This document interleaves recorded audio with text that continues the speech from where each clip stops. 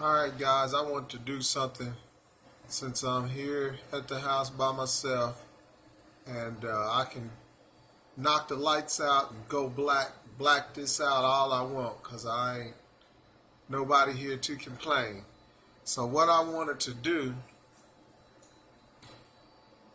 I had several people asking me about running my dryer with everything else running. Right now, on leg 2, we pulling 400 watts. And leg 1 is 87 watts. Now what I'm going to do, I'm going to go and turn. I ain't going to get as extreme as I was last time. I ain't turning no ceiling fans on or no blower, bathroom blower motors. But what I'm going to do is turn all the lights on in the whole house. I might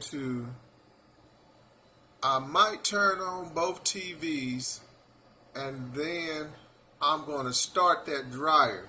We're going to see what it's going to do. And if I think that I can, I'm going to turn that microwave on. And we're going to see if we can run all of that stuff, because I've been having people asking me, am I having problem with mine switching from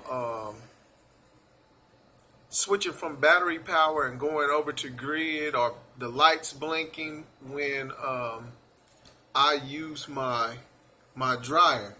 We're going to test it out tonight. You're going to see it for yourself. I'm going to put you on pause for a second. I'm going to go turn all the lights on, and I'm going to come back and we'll see what the readings, and then I'm going to go turn the TVs on. Hold on just a second. Okay guys, I went and turned on all the lights. I see right now we pulling 237 on L1, 560 on L2. That's with every light on in the house. I ain't turning no ceiling fans on this time. I ain't doing that because it's very seldom do we have all of that on with the ceiling fans. It's winter time. Right now we got pellet burners going. So I got at least 100 watts for each one of these. So that's 200 extra watts that we running in pellet burners. And in the summertime, pellet burners won't be running. It will be the ceiling fans running. So we won't have no ceiling fans on when the pellet burner is going. So I'm not going to turn all of that on. We just going to do lights. And I think I will do TV. Hold on, let me go turn the 2 TVs on. Okay guys, we got all the lights on. We got both TVs on. We pulling 710 watts on L2. 290 watts on L1. Now what I'm going to do, I'm going to let the camera run while I go turn on the dryer. Either we're going to see it black out and go completely dark, or the dryer's going to work. Hold on a second.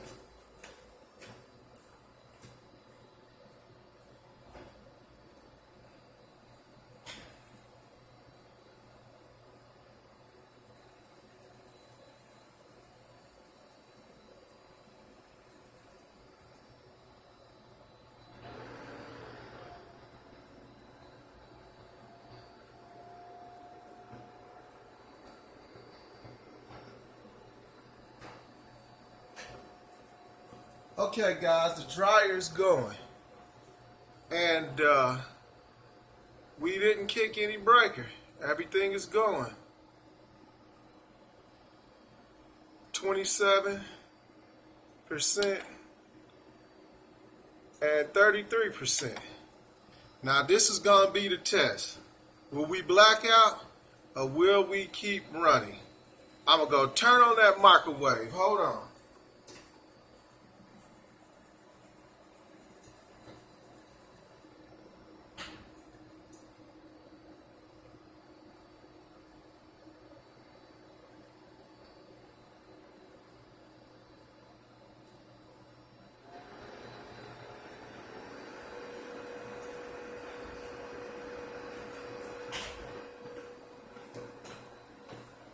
Microwave is on.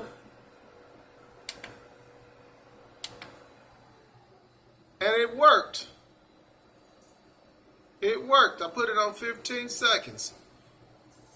It ran. The microwave, the dryer, 2 pellet burners, 2 TVs, a 65-inch and a 42-inch TV. Hold on a second. I'm going to go count and see how many light bulbs that we have on right now. Hold on. Okay, guys, I went and counted it. We had 38 light bulbs on. It was one over here I forgot to turn on. Let me click it on and see what we get.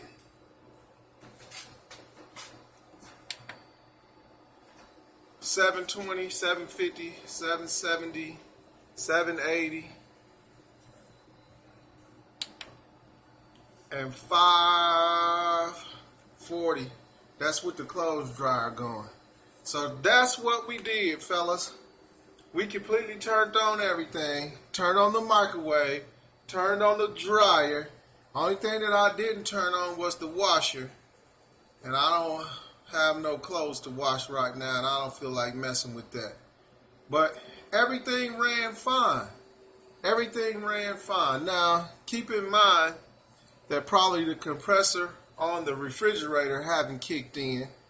But even with the microwave and the dryer going, we were still under 1500 watts. And this inverter is capable, I think, of doing 2500 because this is 5,000, so it's 25 on each side. 25 and 25 is 5,000.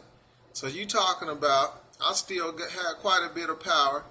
When that refrigerator kick on, I see it go up to, that refrigerator is about 130 watts or something like that. And when that deep freezer kicks in, it's not very much, 100 and, I don't think it's 100, that deep freezer. I think it was about 80 watts or something like that for that deep freezer. So you talking about this having more than enough power to do the stuff that I need to do. I have ran compound miter saw. I have ran my table saw. I have ran reciprocating saws. I have ran grinders, bench grinders. I have ran everything on this converter. And the only thing that ever blinks this thing out and makes the house go black is when I try to run my air compressor. The air compressor sucks quite a bit of power, and it would absolutely black out the house. So I don't try that. I've hooked that directly into the grid. And yeah, as far as that, that's how everything is running. I hope that's helpful for some of y'all. And here, I'm going to go through my settings again on this video so you can see what my settings is. And you can check your inverter and see if it's set up correctly. Let's see, we're going to start here. Go to 1. That's 1. That's 2. Charging 130 watts. 130 amps. So that's combining the grid power and the solar power. If you had it on, if you have it sharing the charge duties, you can charge with the grid and you can charge with the solar at the same time. Can't remember what that is. That's user. That's so you can go in and set your own charging functions and stuff up. But I'm gonna go through this. 120 volts, 60 hertz, 60 amps, 49 volts, 57 volts. Okay, what this is, let's go back to here. 49 is where it goes back to grid. So when my batteries reach 49 volts, it'll automatically switch and go back to grid. When it goes back to grid, the charger the grid power will come on and it'll charge the batteries back up to 57 volts. Once it gets to 57 volts, it will go back to battery to using the battery to power the house. All right, this right here is charging functions where you can set whether you want the grid to charge first or whether you want the solar to charge first, whatever you prefer. You can pick it, or you can have it share the duty where the grid and the charger charges at the same time if it has grid and solar power. 19, 20.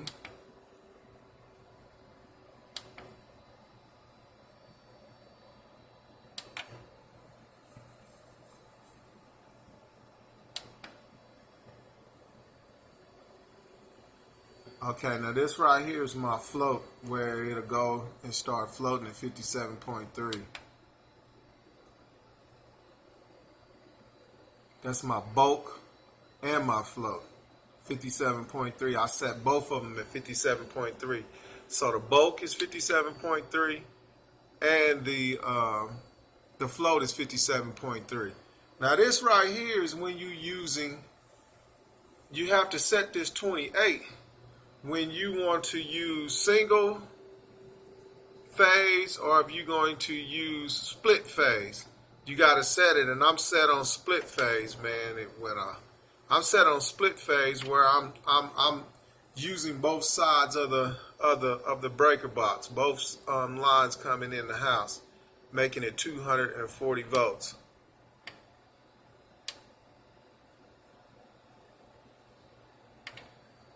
Let's go back. I was at.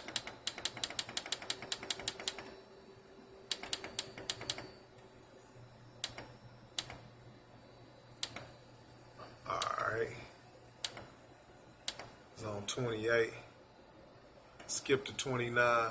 Okay, 40. This right here is when you hit 40, it's going to completely shut this down. This is if you don't have any grid power and you using the inverter.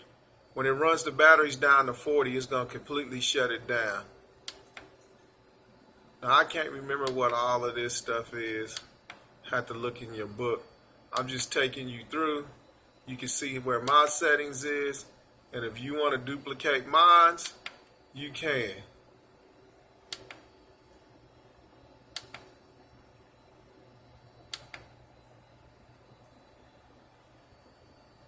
Alright, back to the beginning.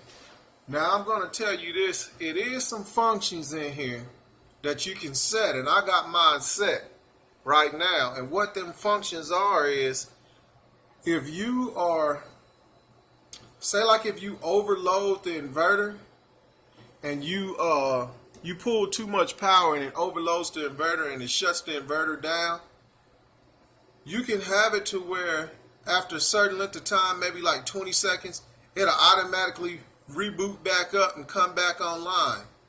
And as long as you're not if it's not still overloaded, which it shouldn't be, because like on my dryer, once I hit the button, if it loses power, the dryer won't come back on when the power goes off. And on the microwave, it does the same thing. It's a lot of the heavy loads that once the power goes off, it won't return. It won't return back into duty once the power come back on, because you have to manually go back in there and turn it on. So if you overload it, you wait about 20 seconds, it'll come back up if you got that function set. You can also set it inside of this inverter to where when you go into overload, instead of it shutting the inverter down, it'll go back to the grid power, and it'll supply it with grid power, because I think you can pull 40 amps. You can pull 80 amps total, 40 on each side. So you can pull 40 on L1 and 40 on L2. That's 80 volts altogether. If that's not enough, I imagine it would shut the inverter down. I have never went over that. Even when I hook my compressor up to this, I can run it as long as I'm not on battery power. If I'm running on grid power and it's just coming through the grid into this unit, it'll run the compressor without blacking out. But this is all I'm gonna do for tonight. I'm still gonna make that video. I'm gonna do it tonight. As soon as I get done with this, I'm going to make that video, and I'll probably upload it late tonight or maybe sometime tomorrow on the review on this unit and the things that I like, things that I don't like, things that can be improved.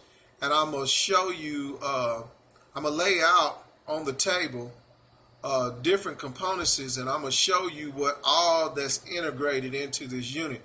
That will be my next video. I'm sorry, I was supposed to got it out yesterday, which was Monday.